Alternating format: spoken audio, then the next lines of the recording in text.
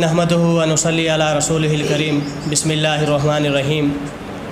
آج ہم سیدنا فاروق اعظم رضی اللہ تعالیٰ عنہ کی خود احتسابی پہ بات کریں گے۔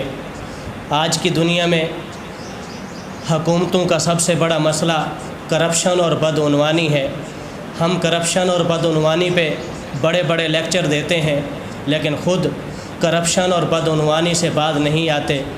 لوگوں سے ہم کرپشن اور بدعنوانی پہ سوال کرتے ہیں، خود جو ہے اپنے آپ کو سوال سے، عدالتوں سے ماورا سمجھتے ہیں، لیکن فاروق اعظم رضی اللہ تعالیٰ عنہ نے خود اپنے آپ کو احتساب کے لیے پیش کر کے دنیا کو یہ پیغام دیا ہے کہ حکمران جو ہے کس طرح ہونے چاہیے، کرپشن سے کس طرح پاک ہو سکتا ہے۔ فاروق اعظم رضی اللہ تعالیٰ عنہ جو ہے کس طرح خود احتسابی فرمایا کرتے تھے، اس حوالے سے صرف میں ایک بات نقل کرتا ہوں۔ فاروق اعظم رضی اللہ تعالیٰ عنہ جب خلیفہ بنے تو آپ نے سب سے پہلا خطبہ دیا، اور اس خطبے میں آپ نے لوگوں سے ایک سوال کیا کہ اے لوگوں، مجھے بتاؤ، اگر عمر تمہیں سنت کے خلاف حکم دے، اگر عمر تمہیں نبی کریم صلی اللہ علیہ وسلم کے طریقوں اور تعلیمات کے خلاف حکم دے تو تم کیا کرو گے؟ عمر رضی اللہ تعالیٰ عنہ بڑے رعب والے حکمران تھے، دبدبے والے حکمران تھے۔ سارا مجمع خاموش ہو کر بیٹھا رہا۔ فاروق اعظم رضی اللہ تعالیٰ عنہ نے پھر سوال کیا کہ اگر عمر تمہیں خلاف سنت کوئی حکم دے تو تم کیا کرو گے؟ سارا مجمع پھر خاموش ہو کر بیٹھا رہا۔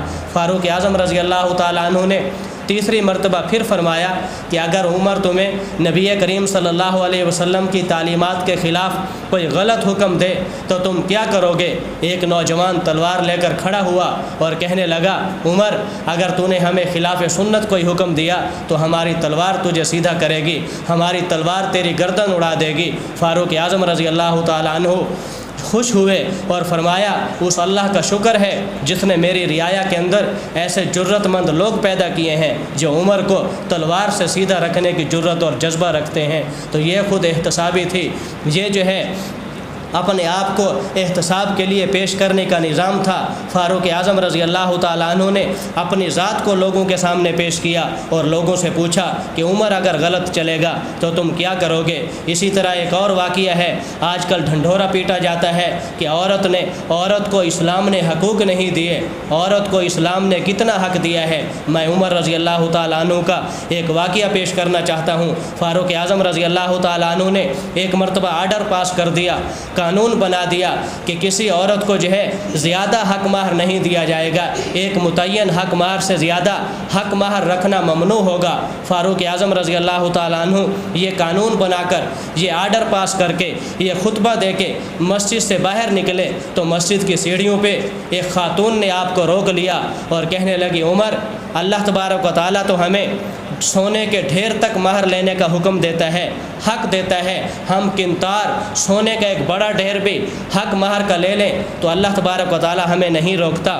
عمر کون ہوتا ہے ہمارے حق مہر کو متعین کرنے والا؟ اور اس کے بعد اس عورت نے سورہ نساء کی آیت نمبر 20 تلاوت کی تو فاروق اعظم رضی اللہ تعالیٰ عنہ وہیں سے واپس لوٹے، دوبارہ ممبر پہ بیٹھے اور کہنے لگے، میں نے جو حکم دیا تھا، میں نے جو قانون بنایا تھا کہ حق مہر کی متعین مقدار ہوگی، میں اس قانون کو واپس لیتا ہوں۔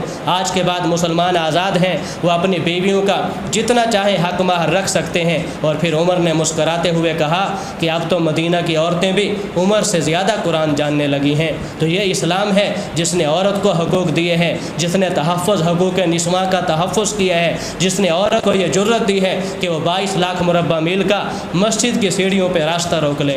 اللہ تبارک و تعالیٰ